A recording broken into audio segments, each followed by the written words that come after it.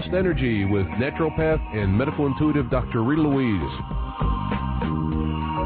We have learned from Einstein's theories that matter and energy are one. Physicists believe that all systems in nature have their own particular way of vibrating. From the swing of a pendulum to the waves in the ocean to the light that brightens the sky each day, each of these oscillates at its own unique rate. In the same way, things such as rocks and minerals vibrate very slowly and at speeds that are imperceptible to us.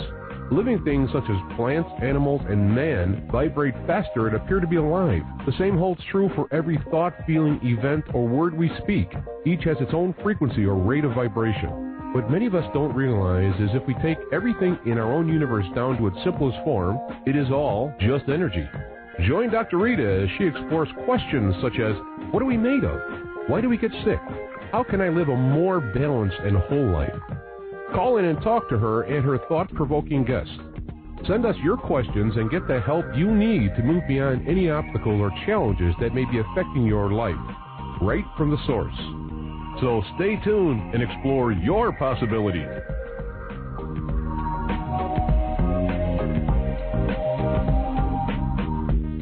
Hello and welcome to Just Energy Radio. I'm Dr. Rita Louise, and thank you all for tuning into the show today. It is the Friday before Valentine's Day, and since we talked about relationships last week, we're going to be talking about something completely different. We're going to be talking about aliens. Although aliens, relationships, we might find something in common. Hey, it could happen. But today we're going to be talking about evidence of human-alien contact. Very interesting topic. I'm going to talk a little bit more about that before we bring my guest, Daryl Sims, on, but I have a couple of announcements. If you're in the Dallas-Fort Worth area, February 27th and 28th is the Wellness Expo in Fort Worth. I'll be there on Sunday the 28th speaking about medical intuition. Also, the big Texas Goat Show put on by the Texas Society for Paranormal Investigators will be held March 12th and 13th at the Beaumont Civic Center. They do have some VIP tickets left available. You can get more information about that event at www.txparanormal.com. And a shout-out to all my Minneapolis friends. I will be coming back to town. I will be at the Spirit Spectacular Expo. That's March 27th and 28th at the Crown Plaza Hotel in Minneapolis. For more information about that event, go to www.spiritspectacularshows, that's with an S.com. I'll also be doing a presentation Friday night in Minneapolis. Don't have a location yet. And actually, if you're my friends that are in Des Moines, I will be stopping in Des Moines on Thursday, I have to count bounce days, that's hard, the 25th. More details to come about that. So today we're going to be talking about aliens. And to do that, we're going to be talking to my good friend, Daryl Sims. I met Daryl at the History Haunts and Legends Conference in Jefferson this past year and got to talk to him, went to dinner, had a great time, got to listen to his presentation. He talked about stuff. I mean, I've been doing this show for a long time, and kind of up on UFO stuff, watch all the Discovery Channel stuff about it. I got to know everything. I'll tell you what, he has information that I never even heard of or even thought about. So we're going to find out all about human-alien contact and evidence. So let me tell you a little bit about Daryl and get him on.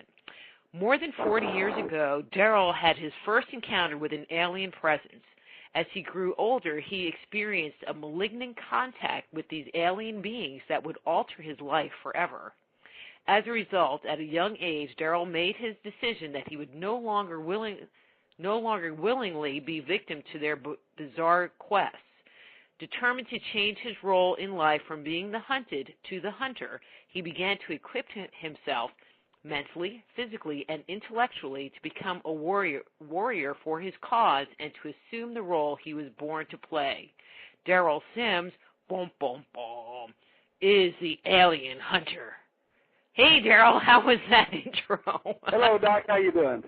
I'm great. It needed that boom, boom, boom to tie it all together. Oh, you're a trip. That's fine. Well, it's easy to be trippy around you because you're kind of a trip back, and I think this is just going to be a fun visit and get I'll get to hear more about your work because I think it's fascinating, and the listeners will get to hear about the great stuff that you're doing because, like I said, you watch UFO hunters or, the different discovery things, or, you read books about UFOs, but, they talk about Roswell, now they talk about Rendlesham, but they talk about the events. They don't talk about the aliens. They don't talk about any kind of physical evidence or, it's kind of, as I was saying before we went on air, it's kind of like in the ghost hunting world where, people that talk about ghost hunting talk about it from the investigating point of view and using this meter and that meter and going into locations where when I go into it, I have a totally different perspective on the topic. And so when I'm speaking about ghost hunting, it comes from a very different place, and it sounds, the intuitive place, and it sounds like when you talk about aliens and, contact with aliens, it's from a totally different point of view of what you're looking for and that whole thing. It is quite different. My perspective comes differently for a couple of reasons. Number one is most UFO investigators, period, in the UFO phenomena are not abductees or contactees. They have never had an experience. So the best information they're giving you is what somebody else told them that they hope is true. They actually don't know. Wait. You're an abductee? That is correct. I'm not even sure if I should ask you what that whole thing was like. I mean, other than probably weird. I don't mind telling because I've told it before. The bottom line is that my experiences started when I was 3.5, almost 4 years old. And 1952, this was long before Betty and Barney Hill or any of those type things. And I had no clue as to what an alien was or ghost or anything like that. I mean, I was raised in a normal, average, vanilla family, so to speak. We're pretty average in every sense of the word. And so to me, it was just I just didn't have any frame of reference to put it in. I mean, I was in my room one night. It was cold. It was the winter time. I was about 3.5 years old, nearly 4. And Mom had tucked me in. Everybody had gone to bed. And now I'm telling the story from what I know now, as opposed to just as a little boy in the event, because I know a lot more about the story now because of after investigating over 1,000 cases worldwide and doing this for about 40 years, and with a policing background and a hypnotic anesthesia therapist and a licensed private investigator in the state of Texas, worked in the Central Intelligence Agency for 2 years during the Vietnam War. So I bring a heavy policing background to the investigative aspect of this phenomenon. So basically, I'm lying in the bed, and what I know now is that I had just been dropped off. The event's over, and he's leaving. The entity is leaving the room. I use the word entity because I'm not really sure what an alien is yet. I mean, everybody says it's this, it's that, but nobody really knows. Nobody's proven anything yet. They're real, and they have some pretty bizarre things they do, and we'll cover that in this interview. But basically, he's leaving the room. And to my shock and amazement, I'm not stunned. I'm not sleep paralysis, not having a bad dream, not paralyzed, not scared. And I just kind of look up, lift my head up, and look up there, and I see this white being with a large bulbous head, real skinny and spindly, walking toward the wall. Now, I can't really figure all that out. Why would you be walking toward a wall? There's no door. I didn't know that thing walks through a wall. I call it nuking a wall, where they basically make a wall where they're able to go through it. So as I thought to myself, what is that? It turned around and looked at me because it realized that it's in touch with me mentally, and it's hearing me think. And I'm really puzzled at this point because it turns around and looks at me with these large, black, round eyes, not the elliptical eyes you see in the Hollywood type stuff, and it just stands there, and I'm still not paralyzed, still not scared, not anything, and as of course about a 4-year-old kid, when you see somebody standing there without any clothes, you tend to look them over pretty carefully. And I noticed that he didn't have a TT. I noticed he didn't have a belly button. As I went further up looking at him, he didn't have any mammary glands, any nipples. He didn't. He barely had a mouth. He didn't have any ears, and he had huge eyes and a large bulbous head, and he was pure white and skinny and tall compared to me. I couldn't figure out what in the world it was, and I wasn't afraid or anything. And at this point, I realize, of course, now that when these entities leave you, they normally leave you with what is called a screen memory, or literally a false memory of what really happened. They don't want you to remember. So he's realizing at this point he's made a mistake. Now he's got to come back and try to fix the little boy, make it like I had a bad dream or something so that I won't remember, or give me some nonsensical type imagery, like a 3-foot owl is a very common one with large black eyes. Well, what would a 3-foot owl be doing in your room with large black eyes? Well, that makes you think that it didn't happen. It was probably just a dream. The problem is I'm watching him, and he's got a problem now. He's got to fix the problem. Otherwise, I'm going to remember the event. So he realizes this, and his eyes move in some particular strange way. I'm not sure what it was all about, but at that exact instant, I became paralyzed, and a fear overcame me like I'd never known fear before, I guess, as a kid. And I had no idea what this was all about. I know now, after 38 years of investigations and over 1,000 cases worldwide, that he's transferring his fear to me. This is his own fear, because these entities live in a world that you and I can barely grasp. And when he abducts someone and transfers his fear to them, and it causes a paralysis, which is a suggestion, by the way. And if you accept the suggestion, and most people do, you can't move, and then that fear transfers to you, and it's almost like a drug to him, because he doesn't experience fear now for the first time. Once he transfers it to you, he's free of his own fear. So that's how it all began with me in that little room, and just to give you a thumbnail. And so, were you multiply, abducted multiple times? Well, to finish up the last little part of this, he starts walking toward me, and at that point, I became afraid for my own fear, because I didn't know what the thing was going to do to me at that point. And I pushed so hard against the wall, even though I was theoretically paralyzed, that it pushed my little bed apart from the wall, and my little arms and legs are wrapped in the covers now, and it wedged between the wall and the bed. The bed is pushed out in kind of a V from the wall, and I fall. That my head and little shoulders hit the floor, and now he can't get to me, which to me is great. I can't see him, but then I see it's the nightmare of all little kids. Something comes under your bed, lifts up the cover with that large bulbous head with those large black eyes, puts it right next to your face, and then tries to change his imagery. He didn't shapeshift, but he tried to change my thinking about what he was into that of a clown. Now, what's really interesting is that many abductees have clown phobias, and I have no idea where they got them. But so kind of like the one from that Stephen King It movie. Exactly. I hated that clown. I hate that clown. Mm-hmm. I know, but he's a scary clown. After that movie, I didn't like clowns anymore, I swear to that God. was pretty bad. That was pretty bad.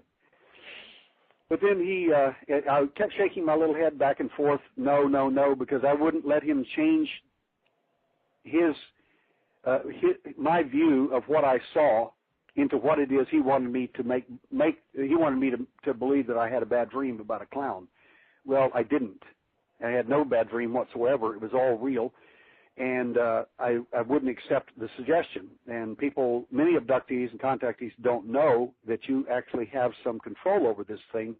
If you get past the fear or get past I'm in the school of higher consciousness or whatever whopper they want to tell you or promote toward you, you can actually take control over some of these things and get some kind of ability to change things. And that ended my last event, my first event. I had approximately 10 events that went on from 1952 to 1965, and for that period of 13 years, my abductions occurred about every year and a half. I would have another event, and then it finally ended in one final event when I was 17, and in that particular event, it was very violent and ended the most bizarre thing I've never even read of any events like that last event. And again, as a kid, I had no clue what was going on or why they were even doing what they were doing. I mean, what did I do to anybody? I'm just some innocent kid, just a little American boy doing, playing, just living just like anyone else. And so I had no clue what all this stuff was nor why they were doing what they were doing. That must have been weird. So did your family know about what was going on? I mean, you see I'm trying to think like Whitley Strieber's Contact or Communication or whatever his book / movie was, and the rest of the family are like paralyzed in bed and they don't really know what's going on. I mean, did your family wake up, during parts of this thing and find you missing? Did you talk to your family about this? Or was it something that you ended up just carrying around by yourself for years and years and years? This is something that most people who have experienced these things do not discuss with other people. My mother, who's 81 years old now, when she was 80, she said, "I saw you on TV the other night and on the History Channel or whatever it was." And I said, "Yes." And she said, "I mean, I knew you did the investigations in the UFOs, but they said you were an abductee." "Well, that's just not true." And I said, "Well, actually it is, Mom." Oops. "Well, that's not possible." I said, "Yeah, it actually was." "When did it happen?" I said, "Well, when I was about 3.5 years old. We lived in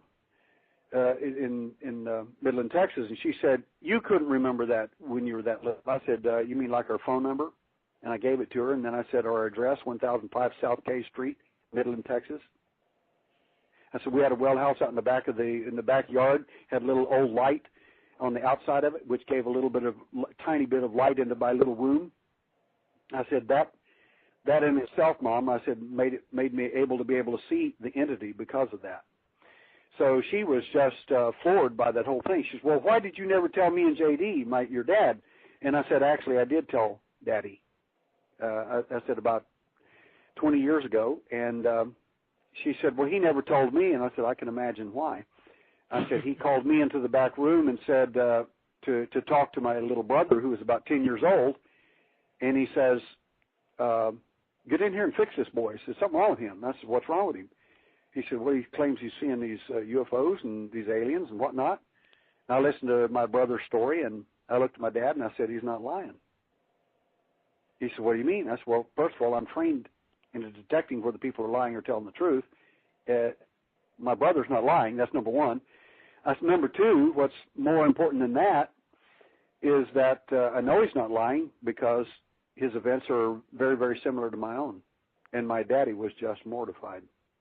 I said, "But he never told you, Mom, because he didn't want anybody else to know. This is the kind of stuff that can ruin your reputation."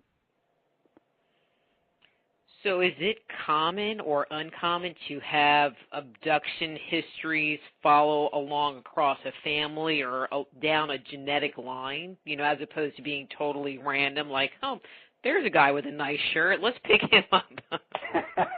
Very good. That's a really good question, Dr. Rita. The answer to your question is yes, yes, yes.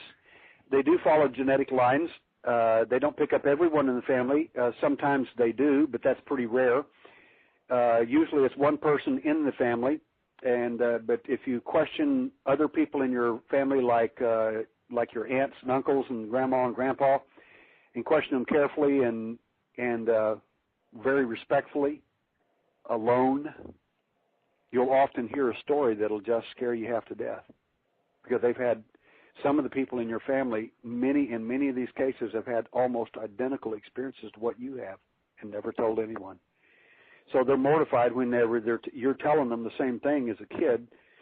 The thing I've found out in our research is that 45% of abductees are Native American, Indian, Irish, and that they do follow genetic lineages, Like in our family, I suspect my father was an abductee. I know my brother is, and I know that I am, and I know my son was. And I left all this pretty much alone after age 17 in my last horrific event. Nothing else happened after that, so I didn't say anything. Then I got married about age 22, I guess it was. I got married.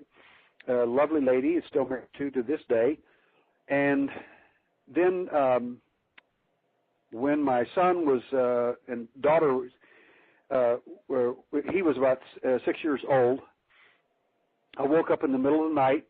We were living out on Meyer Road outside Houston, Texas, right down the street from where the Cash Landrum case happened, actually, about 3 or 4 miles from there. And I woke up in about 2:30 in the morning, and I mean, I was freaked completely out. I mean, I knew I had the same feeling that I had in all my abductions I had right then, and I knew it wasn't me. I ran as fast as I could through the house in the middle of the night, didn't stop at my son's room or my daughter's room, but I knew it was my son they had. And I ran into the living room, and there he was. They had just brought him back. He was in trance, deep trance, looking out the back window. And I watched him for quite a while, and I said, "David, what are you looking at?" And he said, "The little red light." Of course, that's the screen memory or the imagery they give you to make you think that nothing really happened or that it was nonsensical, so therefore it wasn't real.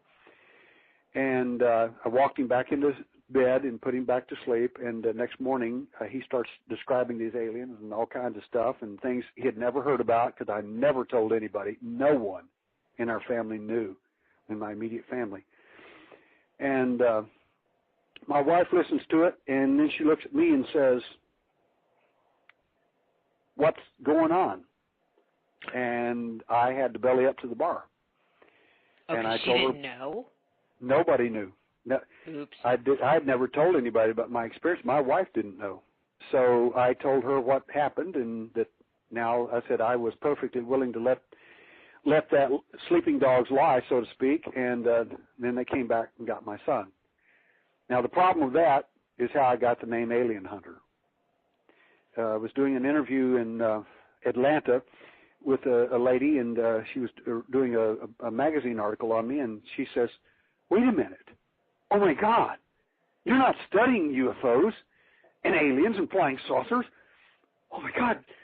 You're hunting them. Why, you're the alien hunter." And I said, "That is correct." And she says, "So how does all this happen?" I said, "Well, it happens pretty easily." I said, "When they did what they did to me, that was something I could live with. Okay, no problem. You know, it's over, and we'll just forget it, and we won't discuss it anymore." The problem is they came back for my son. I said, "Now Don't mess with my family." I said, "If you mess with my children, I will end you. That's just that simple. If you harm my children, it's over. I will hunt you down, and I will find you." And I said, and that's what made me then become the alien hunter. So now I do this work full time. Wow. One of the things that you made comment, which I kind of asked about, but we didn't talk about, but I want to come back to that, is family awareness, because I think a lot of people have been led to believe that if there's an abduction event happening at a location, that everybody else that is there, you know, they're asleep or, you know, I don't want to say paralyzed, but they're asleep, in a trance, knocked out, and, you know, oblivious to what's going on. But it sounds like with your son, you woke up, you know, even though it was at the end of the event, you woke up to witness something. Is that common? I mean, or is it more common that, you know, the other people at a location have absolutely no idea to what's going on to even give the event any kind of credibility? Most people do not know. I call it nuking the whole family or the neighborhood. It is extremely rare for someone to be awake or to witness or be a participant in your event unless they're taking them at the same time. There are rare cases where that happens.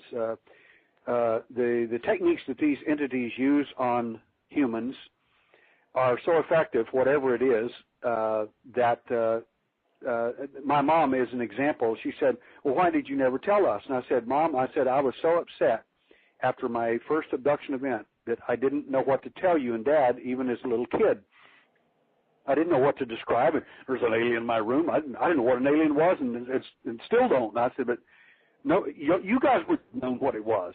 So I said, there was nothing for me to say. And I said, and you're instructed by the entities not to tell anyone. You're not supposed to tell anyone anything.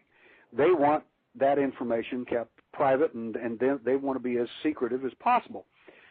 I said, I was so upset, Mom. I said, you and Dad put me between the both of you. I said, that was a big treat for me because I was terrified, and you guys knew it, but you didn't know what it was, and I never told you. But the next night, you two put me between you in bed. And she said, I don't remember that. I said, trust me, I do. I said, that's the first time I ever felt safe after that event, was when you two put me between you in bed that night. It's the first time y'all ever done that. And I said, what's interesting is I said, Mom, you sleep like this. And then I showed her how she slept, and I said, Daddy sleeps on his right side. And she says, how do you know that? And I said, well, I was there. I was watching you guys. I said, because instantly I was laying in between you on my back, and I said, I opened my eyes real quick, like something was wrong, and there was the same entity and another one that looked just like him standing there at the end of the bed. And I took my little elbow and hit Daddy as hard as I could in the back to try to wake him up, and I hurt my little elbow hitting his spine so hard with it. And I couldn't wake him up, and you wouldn't wake up. And I said, then they took me again. Well, they just must leave a little kid like that feeling abandoned or, like helpless. Yeah, one of the things that abductees feel, many of them, and they don't know why, but usually when you counsel them afterward, you tell them, why you have these feelings for your mom or dad, why you have an intense dislike for your mother or your dad, or sometimes both. And people ask, well, why do I have that? That's because you feel abandoned. Your mom and dad didn't protect you. And as a result, these entities play all kinds of bizarre games with you too. One of the things, if I go to a UFO meeting, and I speak at a lot of them, and a number of them around the world, from Japan to Turkey, basically, and they have abductions there just like we do anywhere else. I mean, there's no difference. But the amazing thing is that I ask people questions when in a room. I ask, how many have ever seen a UFO, and a bunch of hands will go up. And how many of you ever seen a UFO up close and personal? Well, boy, less hands go up slowly. And how many of you brought something back with you? Cuts, burns, scars, various different things, and so on. And a few less hands will go up. And then I said, how many of you actually feel 100% that your parents are not your parents? That they are. And a lot of the same hands that went up in the beginning will go up again. All right, that's kind of creepy. And I said, that's programming. I said, they try to convince you that they are, in fact, your family. They want to break the family apart. They're very important. Very important thing for them is to destroy the family, to get you away from it, and to get you to buy into what it is that they do. It's very important for them. Daryl, we're coming up on our first break, and before the music actually hits, how's about when we come back, why don't we talk about the aliens themselves? I mean, one of the things that you mentioned early on was about the round eyes as opposed to the almond-shaped eyes. And I've never, you hear about, like, the Greys and the reptilians, and I'd like to hear your take on that whole topic. Sure. So I'm Dr. Rita Louise. This is Just Energy Radio. We're talking to Daryl Sims about one of his books, Alien Hunter, The Evidence in Light. His webpage is alienhunter.org, and we will be back after these words from our sponsors. Just Energy Radio with your host, Dr. Rita Louise, will return right after these messages.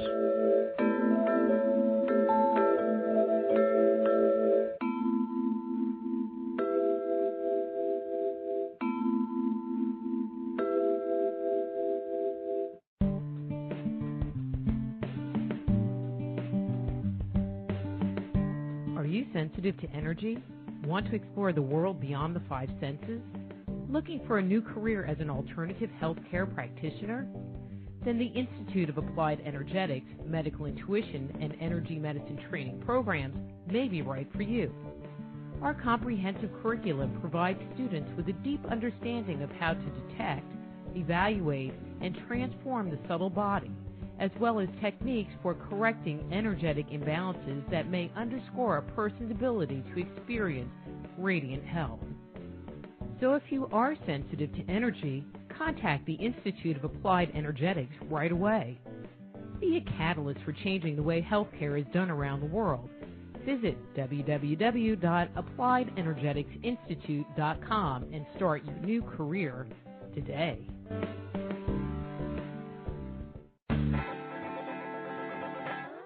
Move past the crossroads in your life and discover alternative solutions to your deepest concerns at soulhealer.com. So whether it's a physical problem, an emotional issue, a question about work, or troubles in your relationships, naturopath and medical intuitive Dr. Rita Louise can help you. Bring peace, harmony, and health back into your life. Schedule a session today. Visit soulhealer.com right away and live the life you've been dreaming of. Before we get back to the show, I want to thank all of you for tuning in to Just Energy Radio this evening. Many of the people I've helped over the years were listeners just like you. If you're at a junction in your life, don't stand alone at this important time. Call me or send me an email. We can set up a private consultation so that you too can experience wholeness in your life. To find out more about the services I offer, visit soulhealer.com.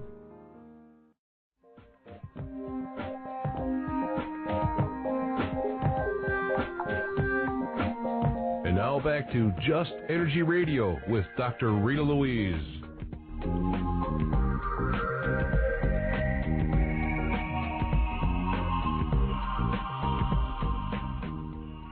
Hello and welcome back to Just Energy Radio. I'm Dr. Rita Louise, and we're here talking with Daryl Sims about his book, Alien Hunter, The Evidence in Light. He does have other books, but this is kind of the one we're going to be focusing on today. I don't know. We're going to be talking about aliens. Anyway, before the break, Daryl, I was mentioning about the different kinds of groups or supposed groups. I mean, I think you bring up one good point is that, you know, there are people's experiences and then there's quote-unquote proof.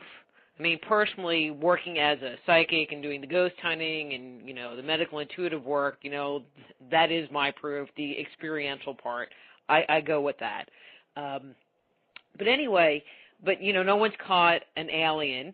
And so one of the things you were talking about was that the alien that abducted you had round eyes as opposed to like the almond eyes that you see in the other pictures. But then there are people that talk about like the reptilians and the grays and the blah, blah, blah, blah, blah, blah, blah, blah, blah. What's your thoughts? Well, you bring up a really good point again. The reason I say that is because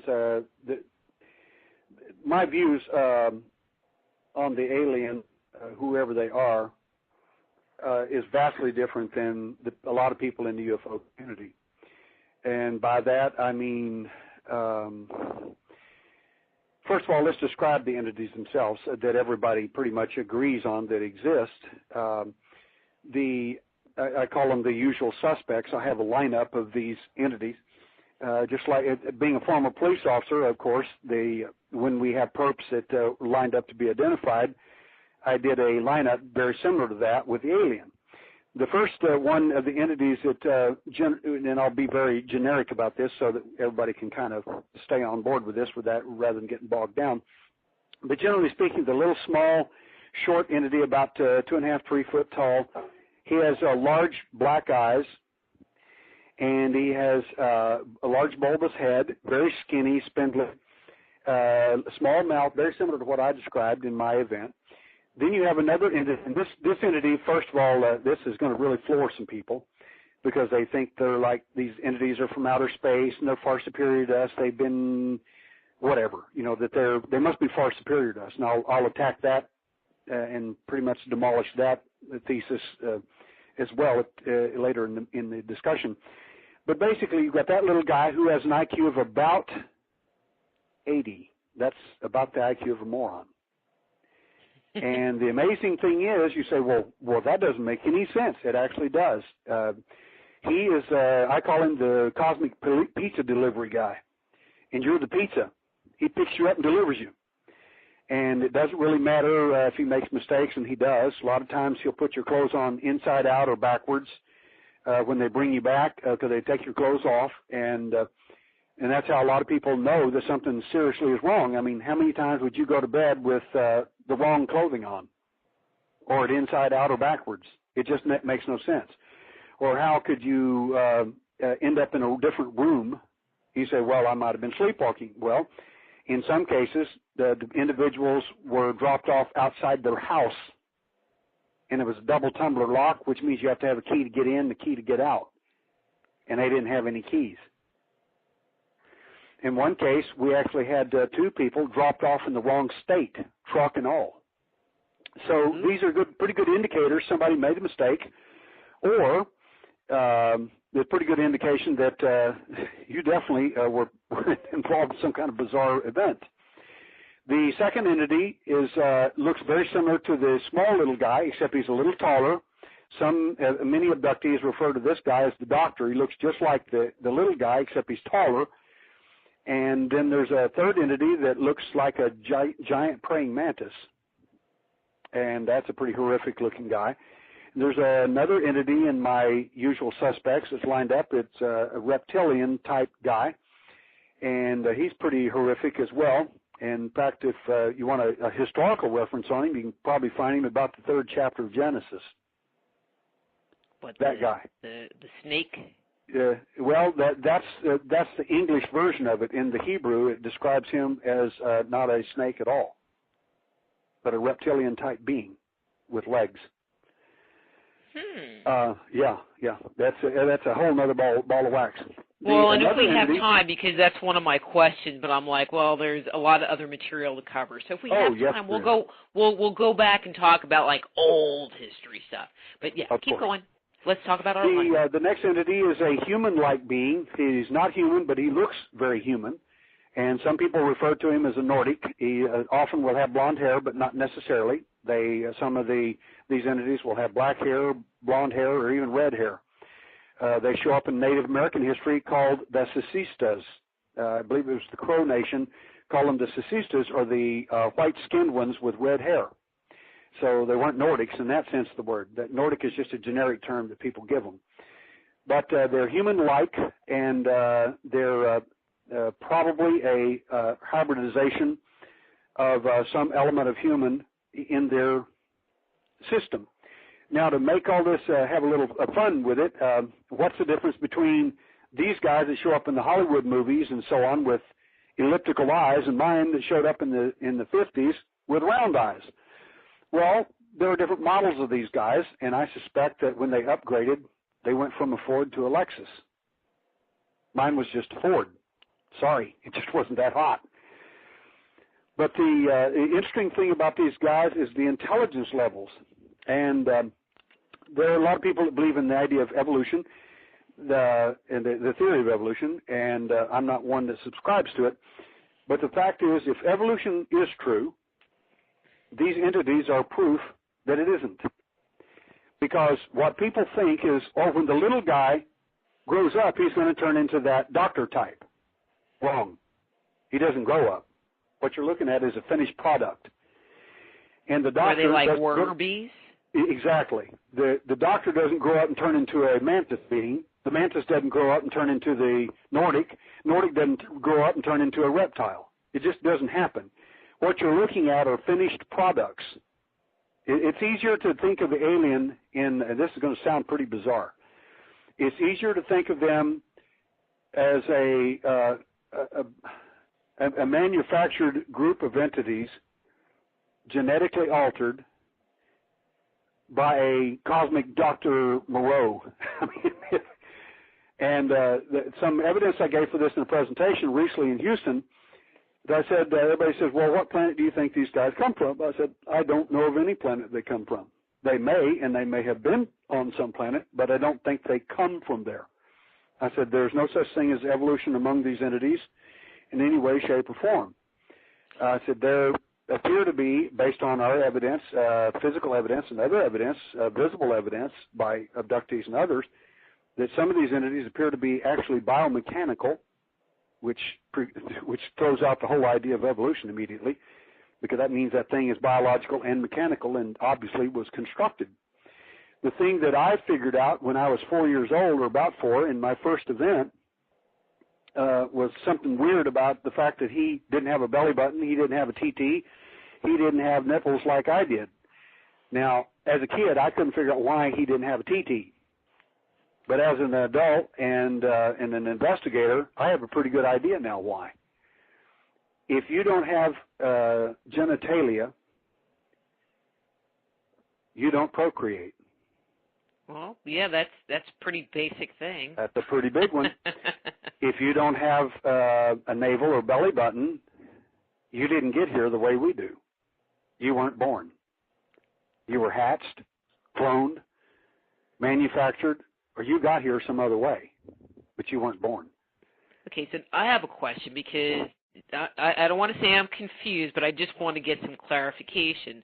So what you're saying is that I'll just say the Greys and the little praying mantis guys and the reptilians are all part of one group, as opposed to the reptilians are this one species over here who are fighting the Greys. I mean, you hear that, and they're fighting the Greys, but the praying mantises are over there, and they're not like different species that are all visiting. What I'm hearing you saying, correct me if this is not right, that this is just different iterations of one group that's here.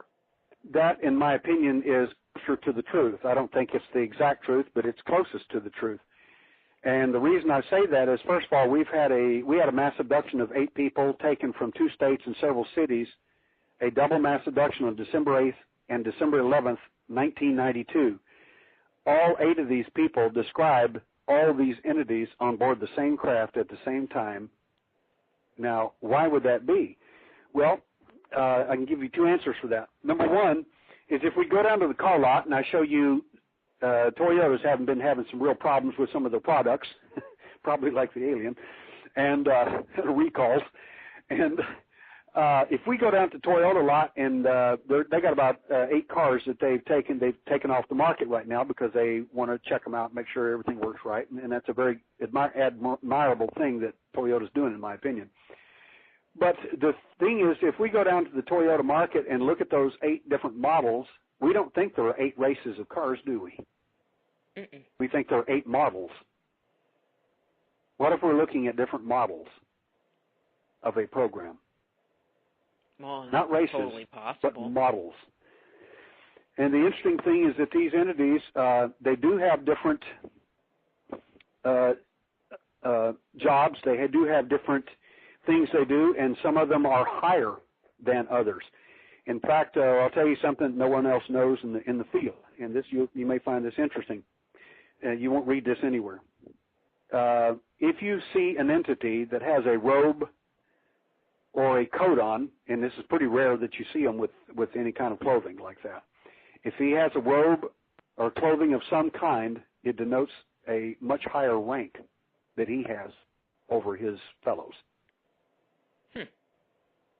He didn't just decide to go down to the local cosmic clothing store and say, they all wear that today. It doesn't work like that. Not in any sense of the word. It's a rank that he has. So the other day I heard, and I thought this was kind of interesting, and I just thought about it, that there are, and I'll say this is recent theory that's been put out, that the aliens actually are coming from underground, and that's why they have the big eyes and they're all black, because that's what they use to get the light, and they do the cattle mutilation to get blood, that they use the blood to something underground, and that's what they live on because they don't need plants. Have you heard that, and what do you think? I've heard these ideas, and many of them for many, many years. Usually people who, and I mean this kindly, Usually people who don't have any research make stuff up because they can't make sense of it, so they just simply make stuff up and say this must be correct. That's not science. It's not good investigations, and it's guesswork is all it is. However, I will throw some evidence toward their thesis of them coming from a dark place, which could be space, could be underground, could be underwater, which would make more sense to me. The point is that these entities, not all of them have large black eyes, and I'll tell you a little bit about that black eye in just a moment. We'll go into his physiology and his neurology if you like. But basically, the entities smell like one of three descriptions are often given by abductees, and I ask this all the time. And the reason this is significant to me is because one of the things that you don't do in dreams, it's about 99.9999999% never going to happen in a dream. You're not going to smell stuff in dreams.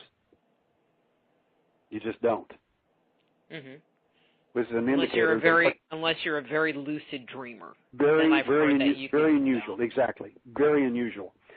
And especially when you come back with physical evidence on your body, that's pretty good evidence it's not a dream as well. But many of these people will come back and say they smelt like wet, decayed cardboard or wet, rotten, moldy leather. But the biggest description we get all the time, almost all the time, is that they smelt like sulfur. Well, where would you find sulfur? Well, usually underground. And some people even postulate, well, some of these entities may be from hell or something like that. Well, I don't know. You know, I'm not saying they are or not. I'm just saying they smell like it. And that's a very common description that people will give, that they have this bizarre smell about them. In the illustration, a lady told me one time that she said it was standing next to my bed, and I was in her room. And she says it was standing here the night it came, blah, blah, blah, last night or whenever it was. It was very, very recent. And she described it in detail, and I said, I had you, whenever you called and told me this, I had you to get down next to your bed on the floor, next to your carpet, and smell the carpet. She said, yes, I did. I said, did you smell anything? She said, to my amazement, I smelled sulfur. I said, that's because that's where he was standing. Pretty good indicator that her event, in fact, was real.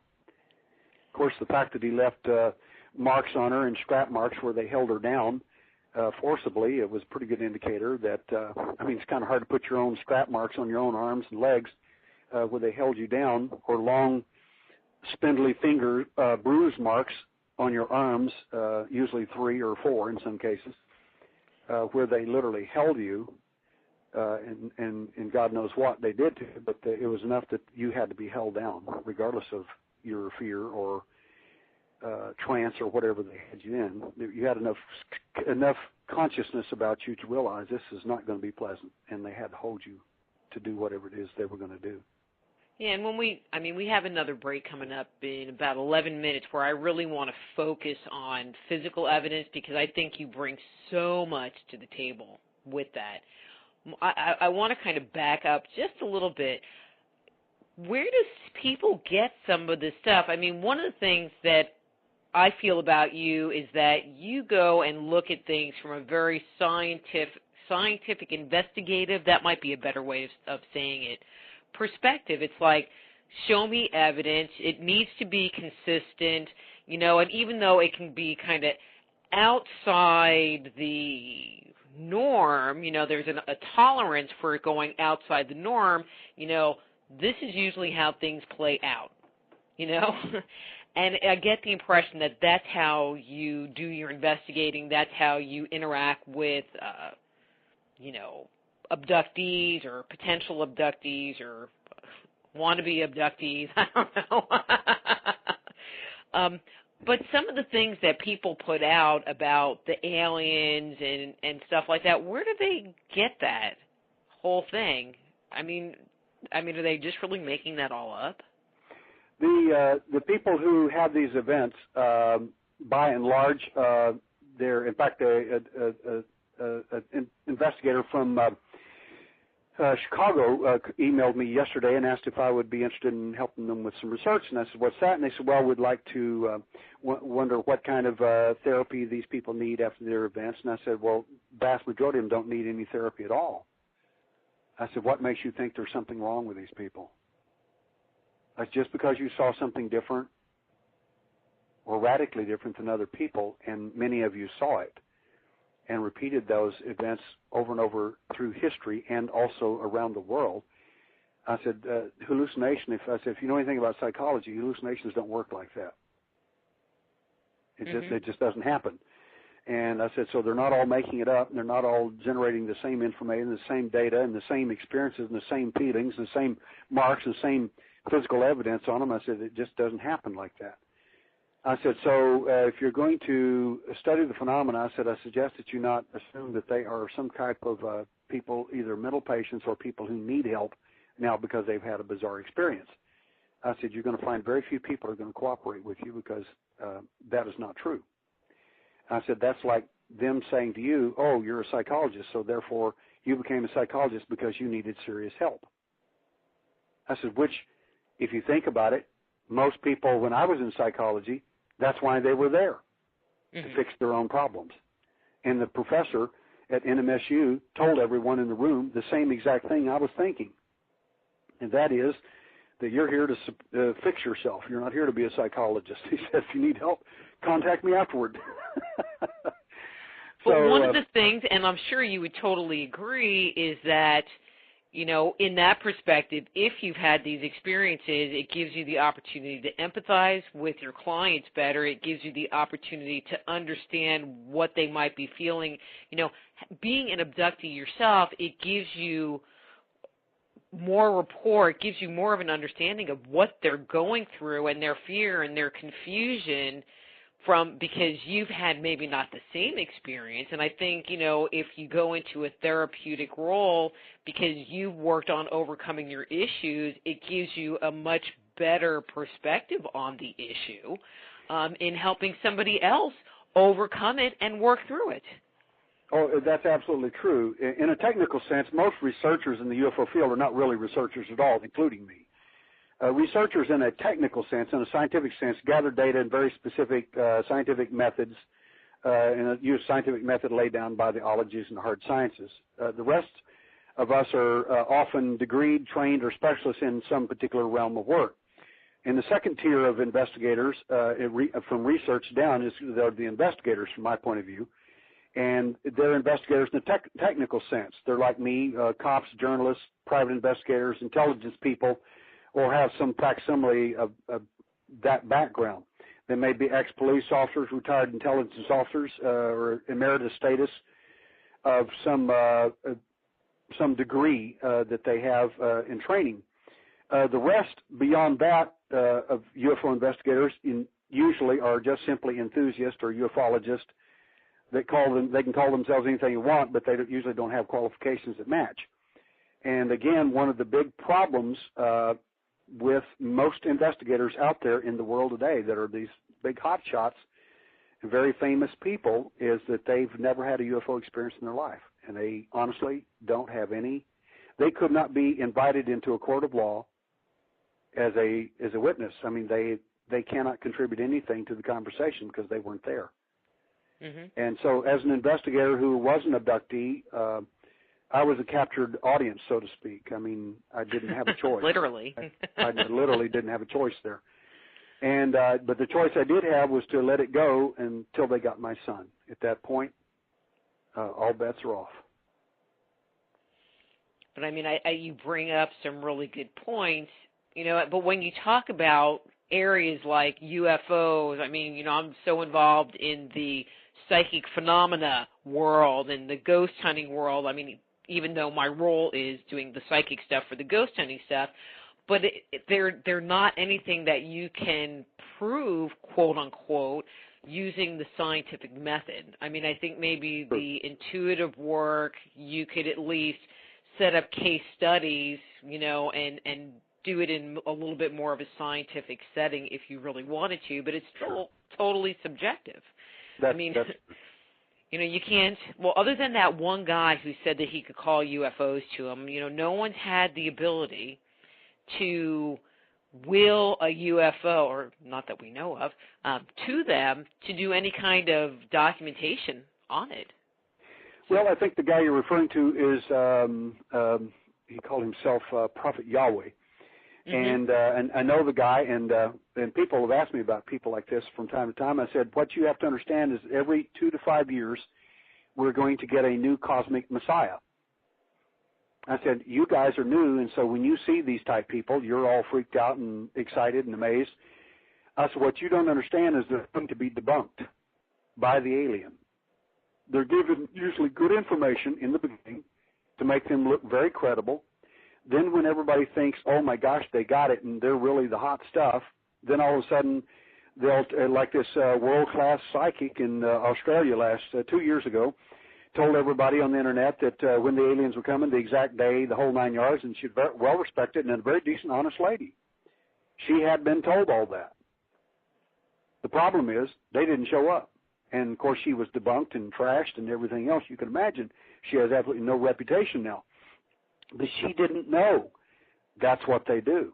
And Prophet Yahweh, like everybody else, gets debunked in the end, and he gets set up, basically. And that happens, and it happens a lot in this field. And so when we'll have another one in another year or so, and they'll crop up, and they'll have all the answers and so on and do some funny, neat stuff. And then they'll go down in flames just like all the rest of them. I said, I've been doing this stuff for over 40 years. I've seen these people come and go like candy. I mean, it's often this happens. But you guys just got here, and so you don't know. You just see this one event, and you said, wow, that's really hot stuff. But the fact is that they're going to be debunked, and it's just a matter of time. They'll get set up big time, and then they'll be told the big one, and the big one won't happen. And it happens every time. Entities are very deceptive, very deceptive. Well, and some of the stuff that you're talking about and what I was reading, because I talk about attached entities, ones that actually enter into the auric field and influence you for whatever reason. And it almost, it sounds like there's parallels, although what you tend to talk about are these entities that I'm going to say, they have a physical valence, and what I'm talking about is they have no physical valence, although, other than the etherical image that you're shown, although, now talking to you, what I was just thinking, if they could project thought that far and have that thought enter your auric field and then project an image of what's associated with that thought, that maybe would work too.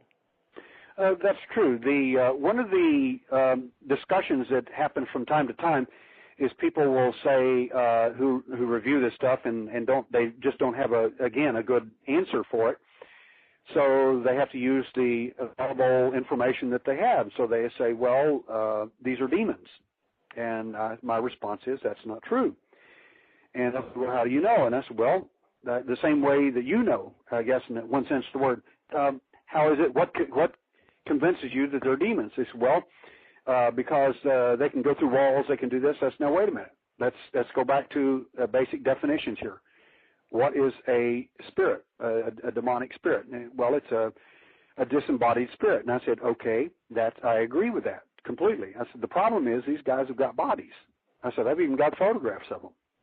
I even have autopsied pictures from a forensic pathologist.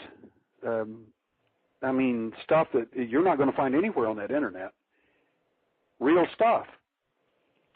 And I'm sorry, but they're very physical and they're very real. Cool. Wholesome. Anyway, we need to take another break. When we come back, let's get into that whole physical evidence area because that's huge. I'm Dr. Rita Louise. This is Just Energy Radio. We're talking to Daryl Sims about his book, Alien Hunter, The Evidence in Light, but that and his other books are available at www.alienhunter.org, and we'll be right back. Just Energy Radio with your host, Dr. Rita Louise, will return right after these messages.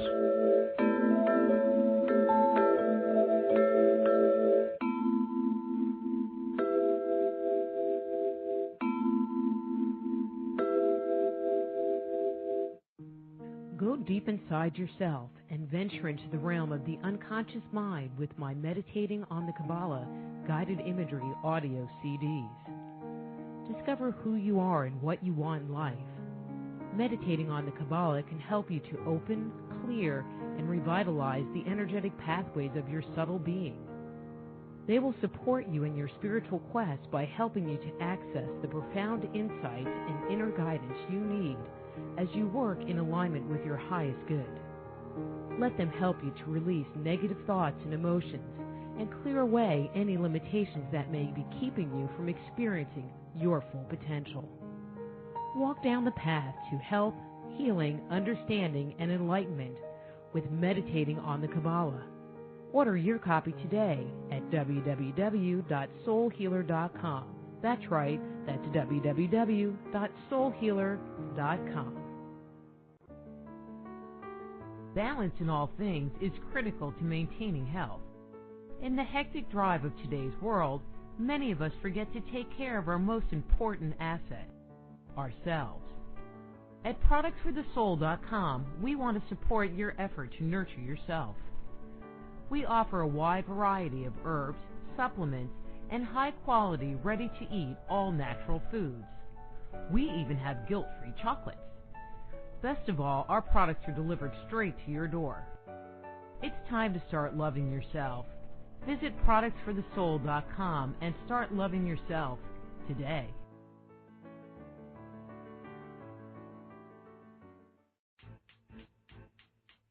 You can get a copy of Dr. Rita's latest book, Avoiding the Cosmic 2x4, by visiting www.soulhealer.com. Get your copy today.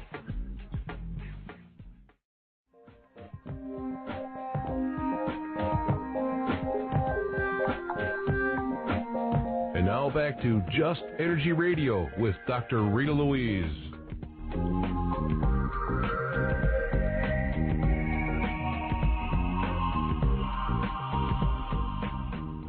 Hello and welcome back to Just Energy Radio. I'm Dr. Rita Louise, and we're here talking to Daryl Sims about his book, Alien Hunter, The Evidence in Light.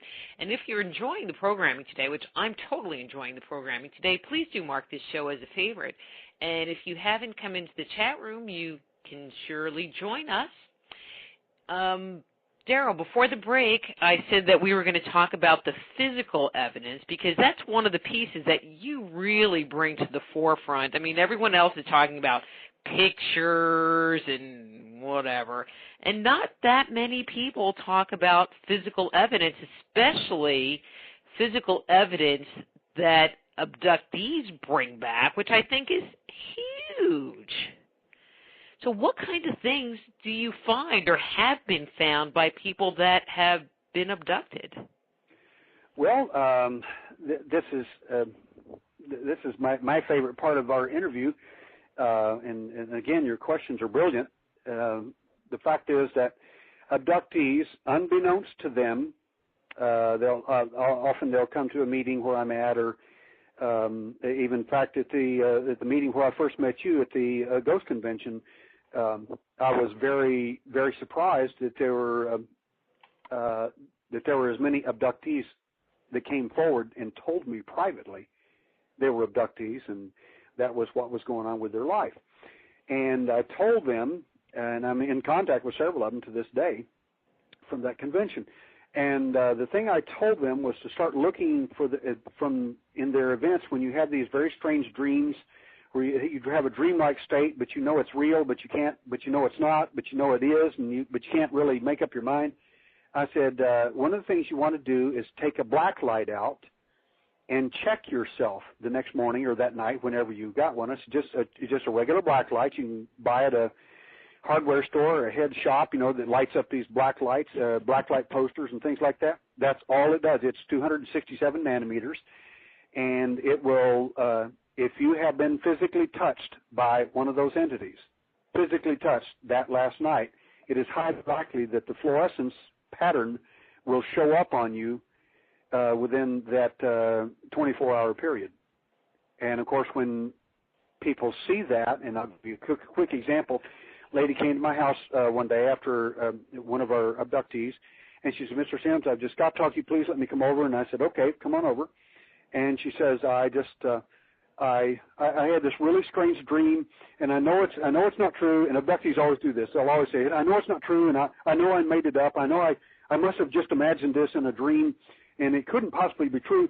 But in the dream, they made me hold one of their little entities, their little baby-like entities, and I didn't want to, and I told them no. They said, it's going to die if you don't hold it and nourish it. And she said, I didn't know what to do, and I hated it. And I said, well, what did you do? And she said, well, I finally picked it up, and I held it, and I said, exactly how? She showed me exactly how she put her right hand on its bottom, and how she put the left hand toward its mouth, and she actually suckled it, and so on, part of their little experimentation thing. And she went along with it because she didn't want it to die, and that's really amusing. And I said, and how exactly you hold it and what you do and everything. And she told me, and I said, okay. I said, now what I want you to do is close your eyes. And I pulled my specialized black light out, and I turned it on, and her hand where she held his little bottom, and her hand where she held touched next to its mouth, and I had, my wife was there, and I had her check her breast as well, go into the bathroom with her and check her privately. And she came back and reported that there was a pink fluorescence on her breast, and it was already on her hand, where she had it near its mouth. In other words, where the fluid was coming from. Mm-hmm. And there was another fluorescence in her hand, on the other hand. And of course, when the lady saw this, she was just scared half to death, because the dream that she thought was a dream that she made up, that what couldn't possibly be true, it was all true. And the fluorescence that we're looking for is not the fluorescence that could accidentally get on you from cat urine or from lotion or anything. It's not anything like that. The fluorescence, as it's in my book on Alien Hunter, the evidence in light, and that term in light means visible light, X-ray, ultraviolet light, which we're talking about here, and infrared light. Because the alien uses that large black eye, that covering, it allows him to see in all four of those ranges at the same time. A lot of times people say, they were scanning me. It was like they were scanning me, looking at me. What were they looking for? They're actually looking in you. They actually are scanning you. It is an accurate statement. They really are. In other words, well, they're godlike, or they're not. I said, there are lenses that are being developed currently right now for doctors to be able to do the same thing now. I said, that has nothing to do with God. It has to do with tech.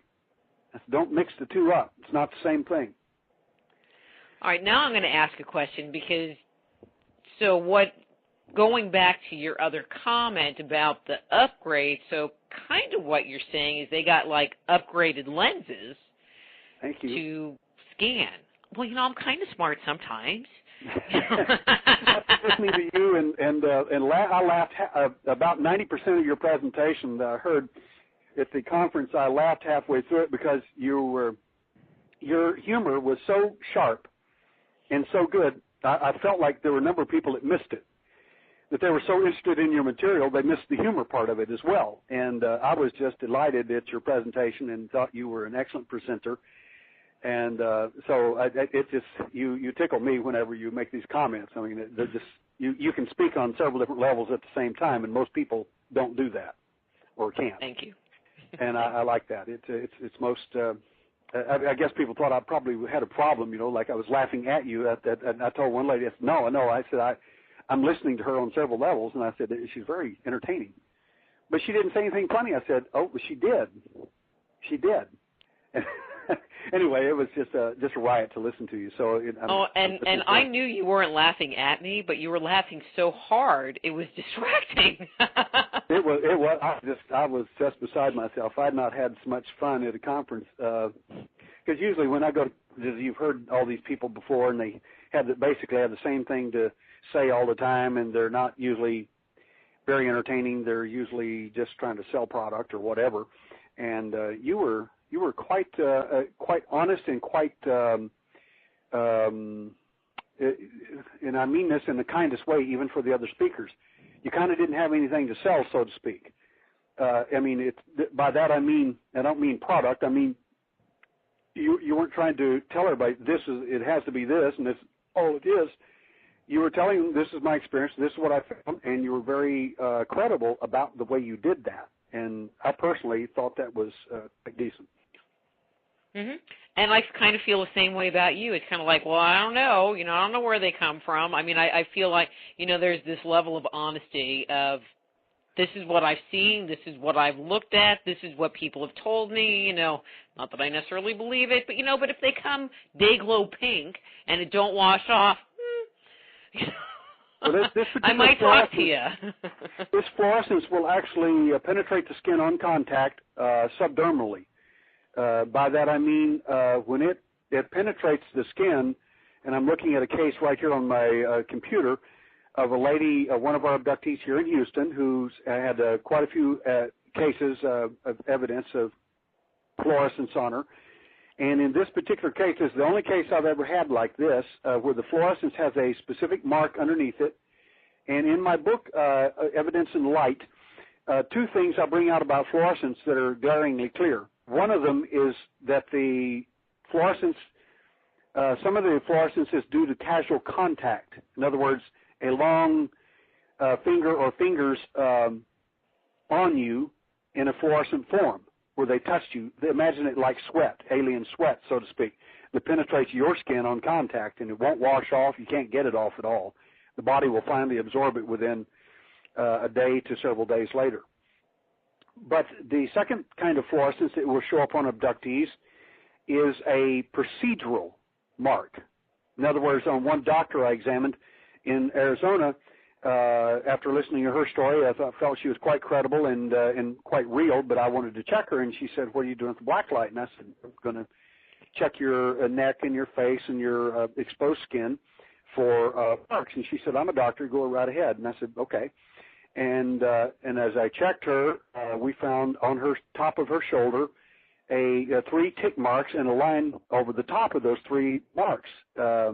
Very, very specific, as if it were printed by a machine. And she said, what the hell is that? And I said, that's some of the stuff that we find from time to time. And I said, it's a procedural mark. And she said, but how in the world could it have gotten on there? I said, well, somebody put it on there. But in this case with this lady here in Houston, she has something that I've never seen before. She has a procedural mark, and then like a triangle. I'm looking at it right now. And then she has another mark over the top of that, a whole list of letters from some language. I have no idea. It looks like it's Russian to me. And my thinking is that since the alien, quote-unquote, doesn't write in that sense of the word, this is not from them.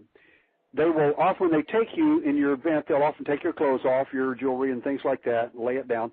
I suspect that one of them touched some jewelry from probably a Russian abductee, got fluorescence on the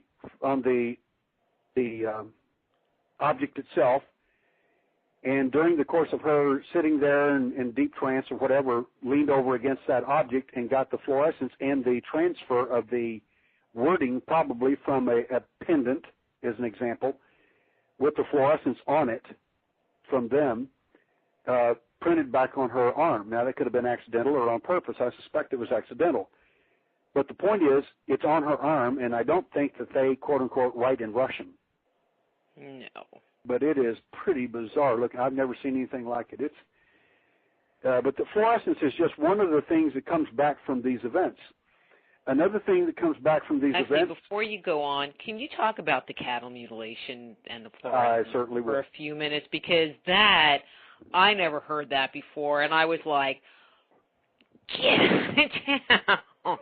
Some of the conclusions that you were making, it was pretty cool. Okay, first of all, the book, the part you're referring to in the book is really quite amazing. It's Ted Oliphant, who's a former Fife, Alabama police officer, is the one who gets quite a bit of credit for bringing up the cattle mutilation thing back in the 90s. And there are others who did that work as well. And, of course, then there's some that hopscotched off of his work and others' work, Linda Moulton Howe and others, and they made movies of it and all kinds of stuff and became quite famous. But the credit really goes to these people in the field who discovered a lot of this stuff.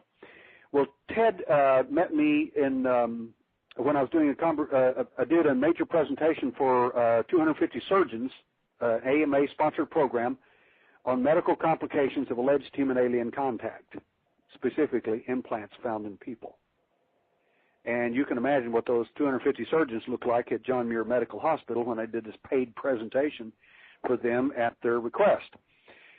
After that meeting, I met with Ted Oliphant, first time I'd ever met him personally. He's a tough cop, as smart as a whip. And I sat across from him, and he looked at me and said, I want to buy you a steak dinner. And I said, hey, I'm all for that. I'm sitting there eating the steak dinner, and he looks at me and says, I want to know about cattle mutilations. I said, good night, Ted. Why in the world did you ask me a question like that? You are the man. Why would you ask me a question like that? What do I know about that? This guy was unmoved. He leaned forward and said, I want to know what you know about cattle mutilations. And I said, well, not much. I mean, I've read some of the different things, and, I have some different ideas. He leaned even closer and said, I want to know what you know about cattle mutilations. So I realized I'm not going to get out of this one. So I said, okay. I said, I suspect you have at least 3 different kinds. He sat back in his chair, looked over at the lady that was with him, and said, what kinds? And I said, the kinds that they do. And I pointed upward.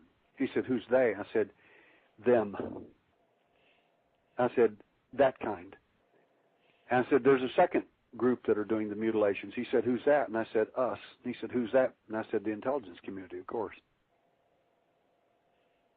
He said, who's the third kind? And I said, these are people who worship or acknowledge these beings as being higher, better, bigger, and taller and all that than us, and they actually think if they mutilate animals in the same way, that somehow these beings will come pick them up and they'll all become part of the cosmic friendship club.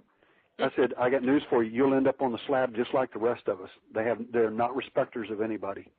They don't care who you are or how smart you are, or if you're a top leader in the Rosicrucians, or it doesn't matter. It won't make any difference to them. They don't want to know what you know, and they don't care. So anyway, he and I had this big argument about he thought it was all the intelligence community because these black helicopters come out. And I said, Ted, you're making a huge mistake. I said, of all people, as smart as you are, I said, I've never met very many people smarter than you. I said, you're so brilliant. But this is one of them you have just completely dropped the ball on. He said, what? And he said, no, I'm not. He said, you don't know what you're talking about. And I said, yes, I do. And he says, I said, yes, I do. And he said, you got a case, make it. And I said, don't make me embarrass you. And he says, do it. And I said, okay. I said, let's start with why did black helicopters show up at a cattle mutilation? He said, exactly. He said, the reason is because they did it. And I said, no, sir. I said, originally, when you guys were looking at cattle mutilations, somebody had a black light and they accidentally found fluorescence on a cow that had been mutilated days later. He looked at me stunned and said, where the hell did you find that out? And I said, hey, I used to be a cop. I'm not completely stupid, you know. And he said, what color was it? And I said, blue, I think. And I said, you know, we have our own cattle. He said, are you talking about abductees? And I said, yes. He said, are you telling me that there's a coloration pattern? And I said, yes. Is there a significance to the colors? I said, yes. He said, oh, my God, I had no idea. I said, but their significance is also there with the alien and with the cattle. I said, the aliens, when they touch these cattle, they get fluorescence on them.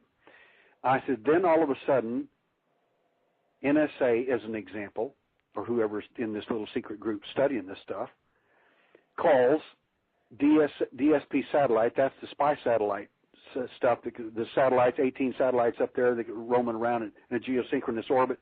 They can read your watch if you kept your arm still enough, and they could focus on it every 12 minutes. I said, I'm telling you, I said, they will call. I said, it's not that DSP's in on it. They get a call from NSA saying, we want you to look for fluorescence in the deer or cattle population in the United States. Let us know if you see anything in, say, 267 nanometers. And here's the color. And they say, okay, they don't have a clue what you're looking for, but if they see that color, because DSP satellite sees an infrared, ultraviolet, and visible light, and UV, IR, and visible light as well, all three. The point is the alien sees in the same way. So basically you've got an eye up there on a satellite seeing the same stuff. Well, they look down there and they see, oh my gosh, in Podunk, Kansas, there's a farmer who's got a cow out there in the middle of his field with all these other cattle that have that distinction. So they called NSA and say, we found one in Podunk, Kansas at this farmer's ranch, blah, blah, blah. So they say, thank you, and they hang up. All of a sudden, black helicopters show up and pick up the cow. And the farmer may be out there and say, I couldn't believe it, some guy, the black helicopter came down and stole my cow. You know, that's true. They didn't mutilate it. They stole your cow because they want to know what it was done to it by the ones who dropped it off before. I said, they're not stealing his cows independently. They're stealing them specifically because those cows have been touched by someone else, and it wasn't an angel. I said, that's just the way it works. I said, the problem is, he said, but we found cattle that had human pharmaceuticals in them. I said, of course you did. I said, that's us putting stuff back in them to see what the alien will respond to. I said, there are reasons that our guys are looking at these cattle as well, and one of them has to do with mad cow disease, I said, which you're on, and that's correct. I said, but the other thing that they're looking for is what the alien's doing with them. They don't know. They can't figure out when these things are coming back with missing eyes, tongues, and udders, and anus cord out. I'm looking right now on my computer from a guy named Steve who's just sent me a file of a deer that's laying here mutilated, a female deer, cord out just like you would in cattle. And this thing, animals predation, natural predation has not happened to it. It isn't swollen. It's been there for days, and nothing is eating it. Nothing. Got cooties, I guess. Something is not right with this picture. So anyway, he said, well, that still doesn't prove. He said it still doesn't prove that the intelligence community wasn't in on this all along. Blah blah blah. I said, listen to me. I said, don't make me embarrass you. He said, you got a case, make it. And I said, okay. I said, I will show you cases, historical cases back in the 1800s, where tons, not a cow or two, tons of meat has been found strewn all over acres of fields. There was no war. There was no battle. It was looked at and discovered by other individuals, but looked at by doctors and others. They said that the meat was from cattle and humans, and some of it was from and some of it was body parts like muscles and so on, and other parts of it were from hearts, lungs, etc., and some of the internal organs had been sliced very thinly. This was in the 1800s. Now, what part of the NSA or CIA you think did that in the 1800s? None. But I mean, were they like kind of dropped from the sky kind of thing? Well, that's the indication, because there was no bloodletting out in the field there. They were sliced, and, I mean, if you found sliced meat and so on laying around, you expect somebody who drove up there, but this is in the 1800s. And there was lots of it, but there was no, it wasn't a bomb dropped in the middle of a cow herd with a bunch of ranchers out there, and they all got blown up. There's no missing cattle reported. There's no missing anything, no missing people, and then all of a sudden, here's acres of this stuff all out there in the 1800s. Some of it sliced with very fine machinery. The ones that the helicopters, the cattle abductions, I'll say, that happen with the military, when the cows, I'm assuming, are found and mutilated, do they also show the fluorescent markings, or is that not happening? You know, is that a way to segregate out the ones that are actually alien-based versus us? You're on the right track. The fact is, one of the questions Ted asked me, he says, what's the difference between these mutilations? I said the primary teller of the tail will be the surgical the cuts themselves. I said the ones that are from them, I said, will often be cauterized. They will be the cuts are done very precision-like and with far better stuff than we had, especially back in the 50s and 60s and so on. I said to have a laser back then, it would have been big as it would have taken a bread truck to haul it around. There are no tracks, but some of these. I said another thing, Ted. I said one of these cows was taken in front of a rancher and his wife. Literally, they turned their back and the cow was gone. Right in front of them. I mean, I said, you're not making sense. I said, the government didn't do that. I said, the government does do stuff like this. I said, there's no question about it. But the second thing, I said, the ones that are surgically done that we could have done, I said, we probably did do. I said, the latter is these people who worship these beings, in my view, or have an affinity toward them and are trying to establish rapport by mutilating animals in this way.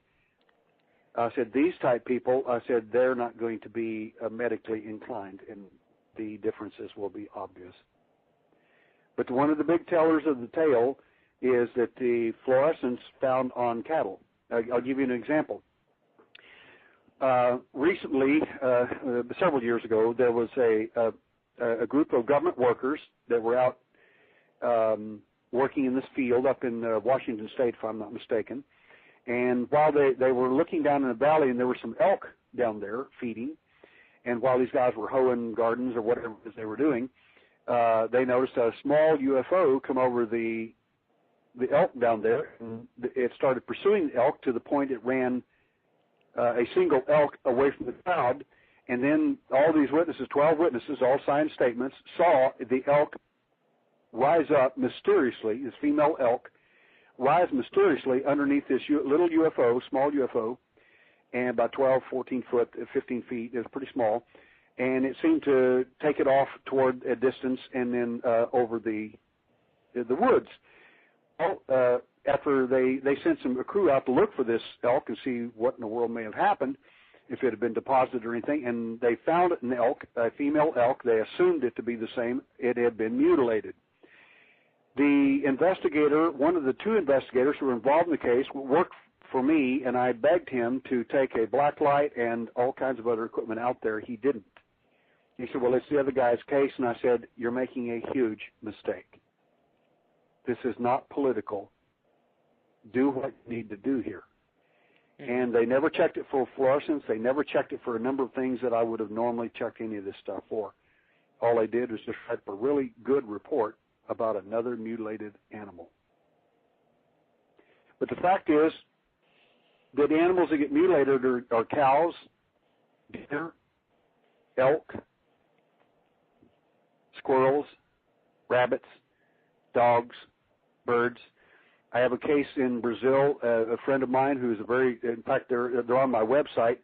They have an implant in their arm, and it's on my website. You can click on it and watch the video. That lady had about 50-some animals in cages that she takes care of and feeds, and she's very animal-oriented and abductee, of course.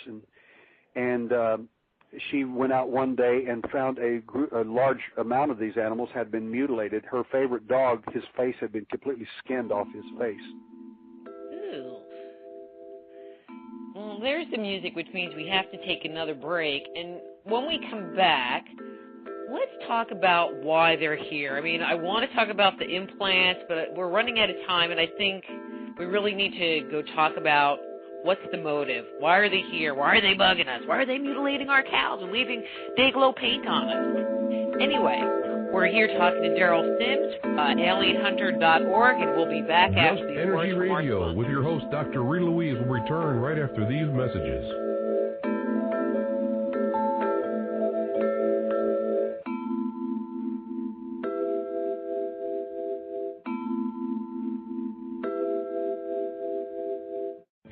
Hi, I'm James Alpayanchik,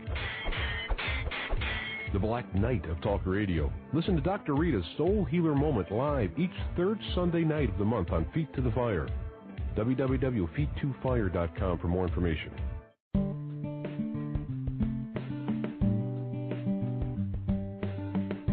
Are you sensitive to energy? Want to explore the world beyond the five senses? Looking for a new career as an alternative healthcare practitioner? Then the Institute of Applied Energetics, Medical Intuition, and Energy Medicine training programs may be right for you.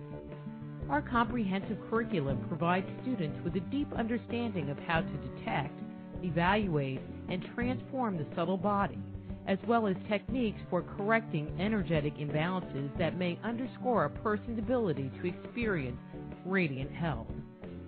So if you are sensitive to energy, contact the Institute of Applied Energetics right away. Be a catalyst for changing the way healthcare is done around the world. Visit www.appliedenergeticsinstitute.com and start your new career today.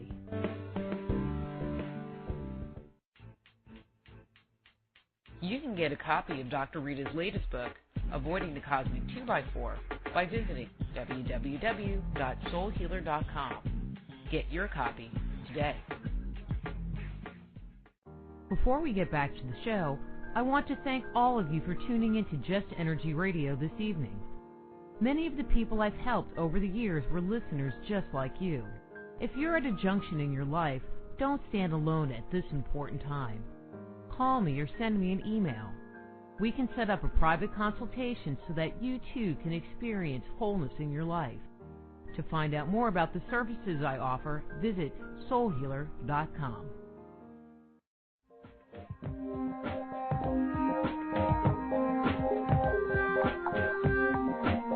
And now back to Just Energy Radio with Dr. Rita Louise.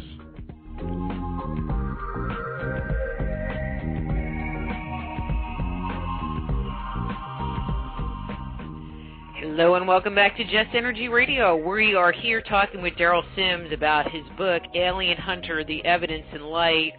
So, Daryl, I get the impression that you're not a big fan of the aliens.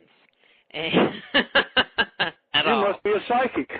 I am! Oh, my God! So why do you think they're here? I mean, there are those people that, you know, the Palladians. I'm going to tell you a story. So a number of years ago, there were two books that came out. There was one that was The Palladian Agenda, which I thought was a good book, you know, very uplifting, very force chakra loving book. Talks about the Anunnaki. And then there was another book that was called We're Becoming Galactic Humans that said that the Syrians were coming and there was going to be 3 days of darkness, and I don't know. I could not finish reading the book because I started having nightmares. I don't have nightmares. I was having nightmares about this book. And then one day I was getting ready to go do something and the stereo cut off, or in the light, you know, we lost power, and I freaked out because I thought the Syrians were there.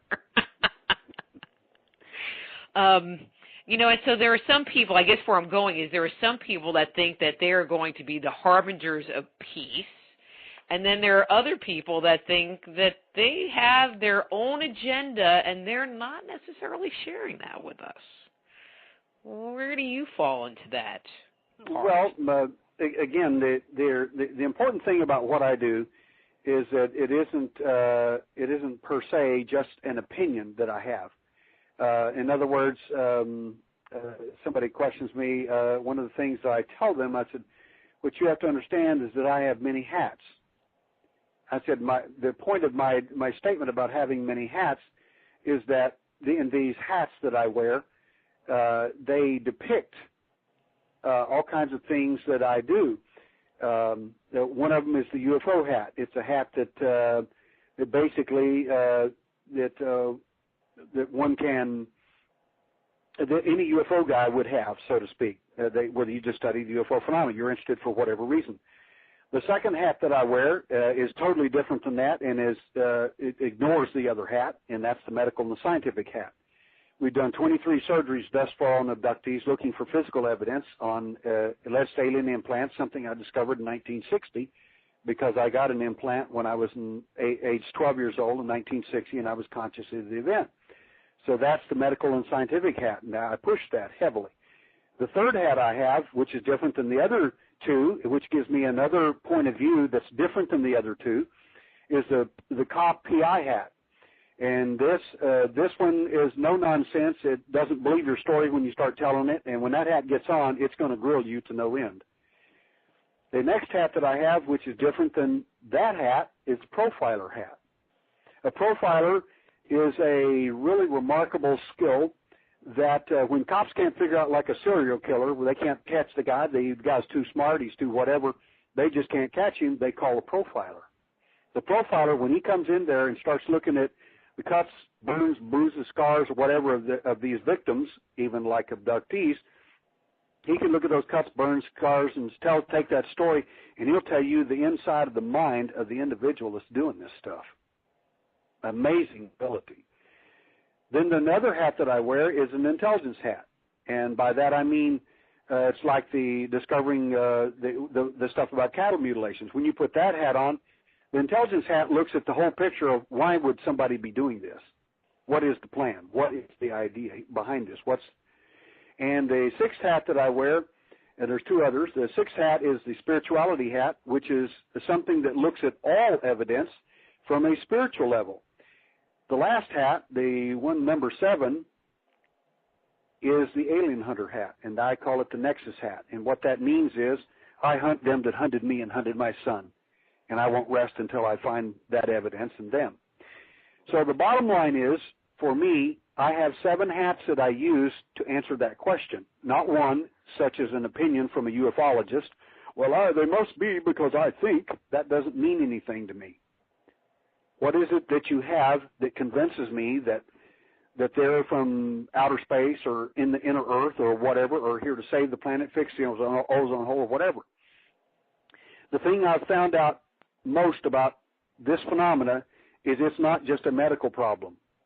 Though we study aspects of this, and though we do study the medical aspects, surgeries, and do all these different things, it's not just a medical problem. The medical hat will not answer all my questions. It won't.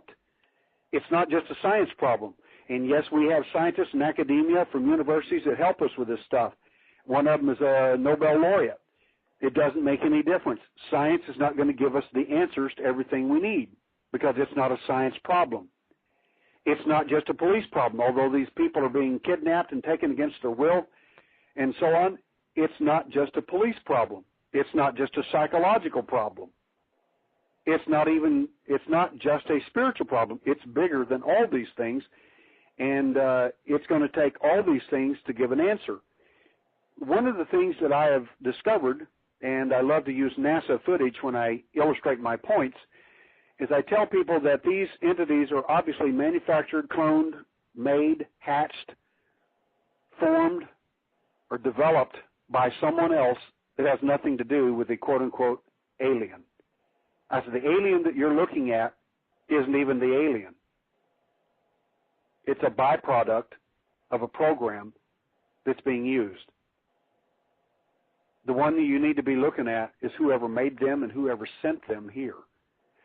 I said, if you will look at NASA footage, and I have this NASA footage, and I don't mind showing it to people, I said, you will see craft, some of them thousands of miles long, in one of them I show in my film footage from NASA is at Jupiter. Another one we show where a craft is several hundred miles long was in the mass abduction December 8, 1992. And that's a story in itself, literally an entire book and is the basis of a movie. But the point is that these entities are flying around out there in these huge craft without a planet. It's easier to think, for me, to think of that several thousand-mile craft floating out there near Saturn as a manufacturing plant, a cosmic Toyota plant, if you will, for whatever it is that Dr. Moreau is doing out there. And it isn't saving the ozone hole and the planet and anything else. They're not interested in any of that, and they could care less. These are just ruses they give people to make them compliant and obedient. So what do you think they want? Well, a lot of what they want is it isn't. They're not trying to take over the planet. They're not trying to boil us and eat us. It isn't a cookbook, so to speak. It isn't any of those things. What they're interested in, and it goes back to an issue that people can barely grasp.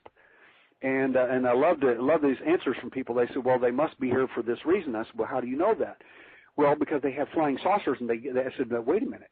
Many of these guys don't have opposing thumbs. How do you suppose they made a craft without an opposing thumb? Oh, I said, you're not making any sense. But they got here with a craft. I said, now, wait a minute. You're not making any sense. Just because I walk into your house and you flip a light switch and a light comes on doesn't mean that I think you made that light bulb or that you even know anything about electricity, and I certainly don't think you made the power plant. Just because you can flip a switch that somebody else made or manufactured doesn't make you a genius. I'm sorry. None of that works. So you're not making any sense. You're just being emotional about something you don't have any information about. And when you look at all the evidence, it points to some pretty serious and some pretty bizarre stuff. Like they're not here for our benefit. And one of the illustrations I told, they said, well, but they're here. I said, listen to me. You are unique. There's never been anything like you made. There probably never will be. But as far as I know, my point is this. Let's think they're from another planet or wherever you think, another dimension or whatever. I said, somebody's come a long, long way to get whatever it is you have. Because they don't have it, whatever it is. And they've done this for at least 6,000 years, and they still haven't gotten it yet.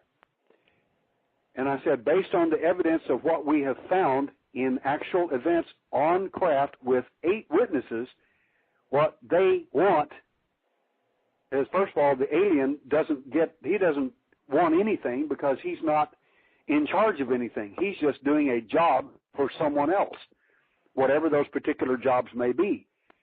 Some of them are to mutilate people, some of them are to mutilate cows, some of them are to make you think they're here from another planet or they're here to save us. Some of them are, they call themselves from the planet Banlon. Well, Banlon's a deodorant. Sometimes they'll say they're from Zeta Reticuli, sometimes they'll say they're from Mars, and sometimes they'll say they're from Venus. Well, Venus happens to have a temperature of several thousand degrees on its surface, or several hundred degrees at least, and it's way over boiling, so I doubt they're probably having a good time there unless they want to get a cosmic sunburn. The atmosphere is caustic. I said, none of that makes any sense. I said, wherever it is they're from, they don't want you to know. They are from all our history. The alien entities that we see are shown all through our history in every nation, every culture. I've been to Turkey, and Ireland, and with the Irish folks, call them the wee folk, the little fairy people. And if you don't do what they tell you, they might not bring you back. It's not the stuff of Aesop's fables. It's the stories that are really in Irish history that you need to look at. The gnomes and fairies, the little short people, the pretty nasty little guys. Mm-hmm. That's the basis of those stories probably has to do with alien phenomena. And I said, you go to the jinn of Islam, the ones that ride in this little metal container that kind of looks like a bowl, so to speak, a genie. I said, the word genie, it comes from the word from the jinn. I said, these are really, they can be very nice to you or they can be very nasty. But it's the same phenomena in every country. Whoever these entities are, they have never told us the truth yet in 6,000 years, and I suspect that they are still who they were originally. And they told everybody before they were the little people, the wee folk, they were the jinn, they were this, they were that. Whatever the local tribal culture was back then, that's the whopper that you got told. Now that you're so much smarter, you and I and modern-day Americans and so on, we, of course, couldn't be fooled by that sort of rigmarole, so we have simply assigned them as aliens from other planets. What makes you think your view is any different than the jinn, the wee folk, or anyone else? It's just another whopper, and simply because we're dragging around a briefcase and a laptop instead of a club and wearing the hide of some animal doesn't mean that you've been told the truth any more than they ever told those other guys. They don't want you to know. And if you think that You know, I always like to talk about like the God of the Bible and the impact that God, you know, and I'm just using that kind of figuratively, but the impact that God had on culture and beliefs and where we are today based on us worshiping and bowing down, et cetera, et cetera, et cetera, et cetera, to this presence that was here on earth. Well, what's interesting to me is, and I actually think that the God of the Bible was valid and everything else, and still is, but my thinking is rather interesting. One of the things I have compared in all my studies is this. In rare cases, angelic beings will show up in the midst of an abduction. And what's amazing about this is that the alien and his boss, not a non-alien, I mean what I call mid-level management, can't get out of there quick enough, if that makes any sense. And people say, well, what does that mean? I said, well, what that means to me is that you need to get out of there as quickly as possible or you may get hurt. I said, the point is you're not on the same side, whatever that is. You have two opposing points of view, whatever that is. I said, you pick your own flavor. I'm just telling you. I said, one of these groups of people will mutilate you or hoodwink you for 6,000, 7,000 years, or however long it takes, 10,000, however long it takes, and the other one saves you from the event. What do you think? I said, good cop, bad cop. The alien does that too on individuals. For instance, they will. The same alien has been a friend and will groom you. If this happens to you, you fall under what we call the alien Stockholm syndrome, and you become a quote unquote contactee. If you don't buy into it and you don't go along with it, you're called an abductee. In other words, you were taken against your will. Contactees think that whatever they did, it must be good, even if we didn't like it, it's probably better for us, and they're smarter than we are. I call them honeybees and killer bees. The honeybee doesn't have a clue why that little guy in the white suit with the bug eyes out there is stealing all the honey. He thinks it must be a good thing because he takes care of us. The abductee, like the killer bee, if you come near his nest, you're a threat, and you're going to get stung. Now, the difference between that and the angelics that have shown up in these abduction events, which is, again, fairly rare, but when they do show up, the alien, I mean all of them, including their masters, if they are present, can't get out of the area quick enough. And the people who report in these rare cases, and I even have a couple of friends and even one relative this happened to, were literally stunned at what happened. They did not, first of all, they didn't know that an angel would ever show up, and they didn't know what would happen if they ever did. I mean, they'd never had any thoughts about it, period. And for something like that to show up and to literally run them off was just, and one of the people that was involved in one of these events noticed something rather interesting. The person is very intuitive and very extremely sensitive to differing energies and this sort of thing, which I am not and don't claim to or purport to be. But this individual is, and what the amazing thing about her, and she's not a Christian, and she's not a Christian in any sense of the word or religious, realistically. She said there is a marked difference between the angelic and the alien and the human, and that the alien, the amazing thing that she was able to determine, and we did some testing on this to see if this would be valid from our point of view, and it seemed to be. She was able to detect the alien presence and various different energies about them, and found some amazing consistent things. But the angelic and the had God-like qualities, and that they were vastly different. And she said it is just as different as night and day. You cannot.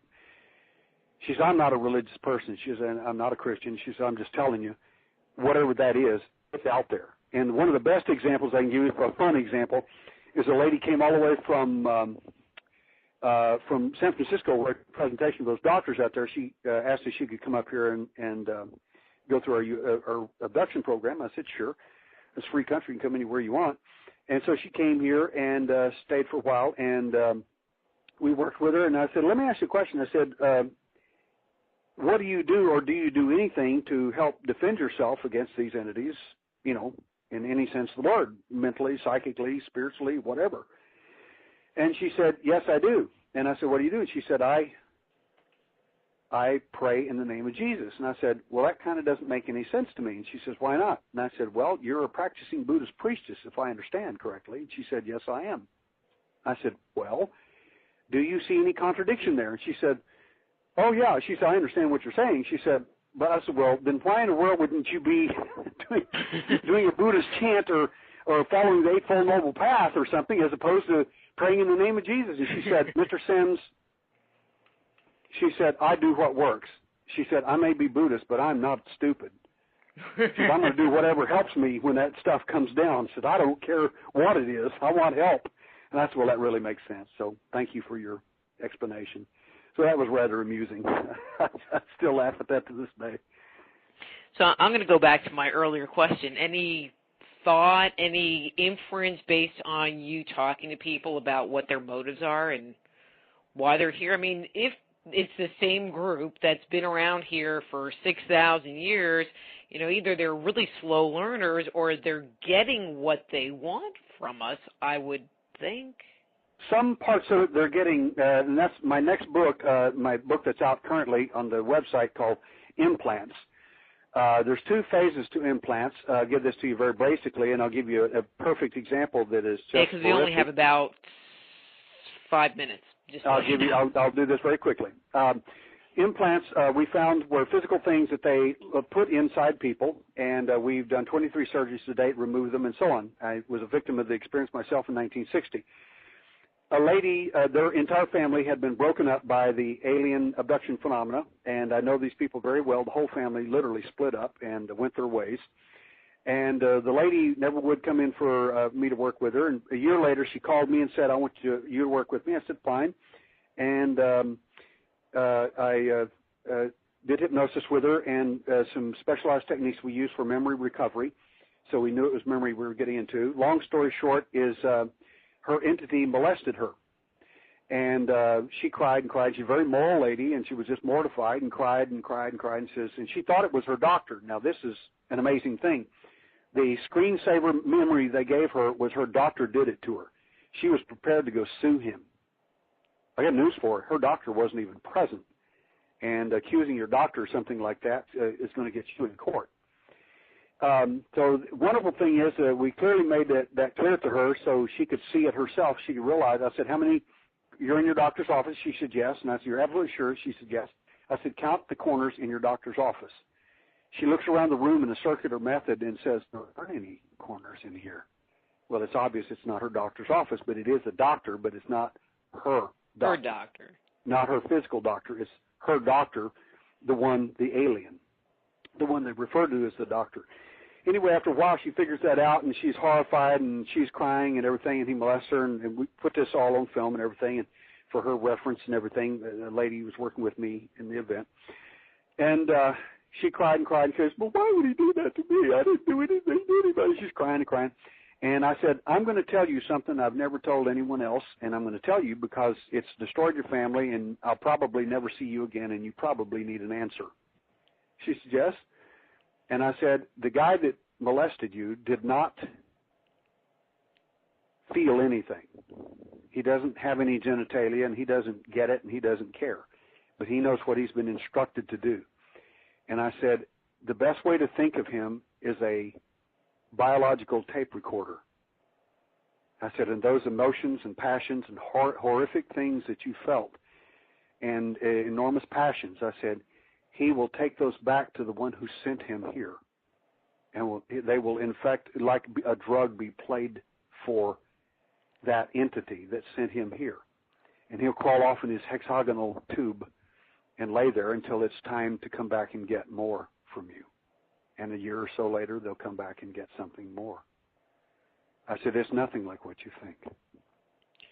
So it makes me think of, like, you know, that cartoon Monsters, Inc., where, you know, the whole city runs off of emotional energy, and the monsters go into the closet and scare the little kids to collect their emotional energy that they take back.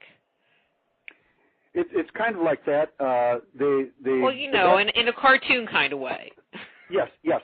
One of the things that I love to tell people about the overall picture is that the whole overall picture is this: the map is not the territory. And they said, "What do you mean by that?" I said, "I mean, if you hold a map up, is that Texas?" "No, it's a map." I said, "Okay, the map is not the territory, is it?" I said, "The menu is not the meal. It may look like the meal and often looks better than the meal, but the fact is it isn't the meal, and if you try to eat the menu, you're going to find out it's not the meal at all, and it doesn't taste very good." I said, "My point is UFOs are not the territory. They're map. Implants are not the territory. They may be just maps. Crop circles are not the territory. They may be just maps." I said, "That's my point." I said, "The guy delivering you, basically, the waiter, he's not the chef." I said, "Never mistake the waiter for the chef. There's someone bigger behind this stuff." Well, you know what?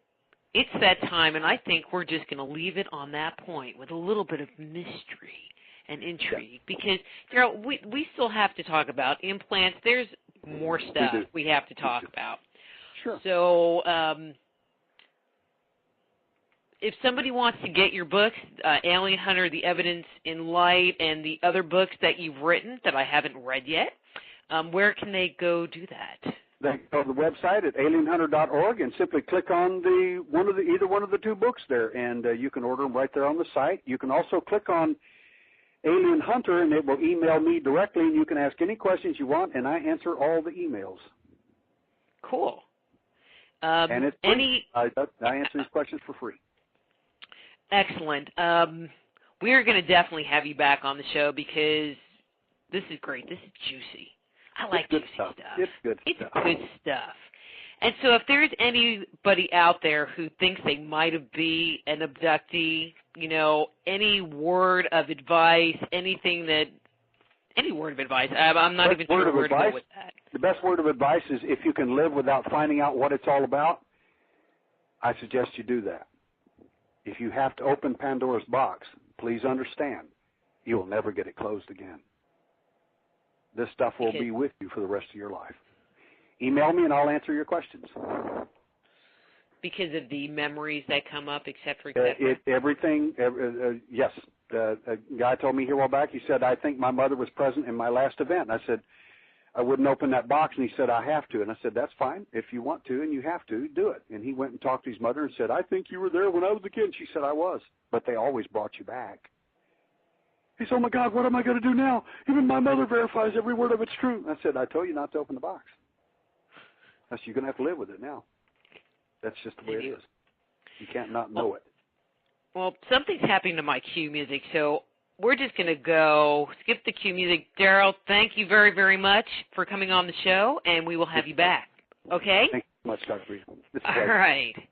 And next week, we are going to be talking, there it is, finally, but it's cued wrong, I know. Next week, we're going to be talking to Larry Flaxman about vibration, consciousness, and the zero-point grid. In the second hour, we're going to be talking to Leonid about the Anastasia phenomena. And so I'm Dr. Rita Louise. We were talking to Daryl Sims from alienhunter.org. Thank you all for tuning into the show today. Until next week, be blessed.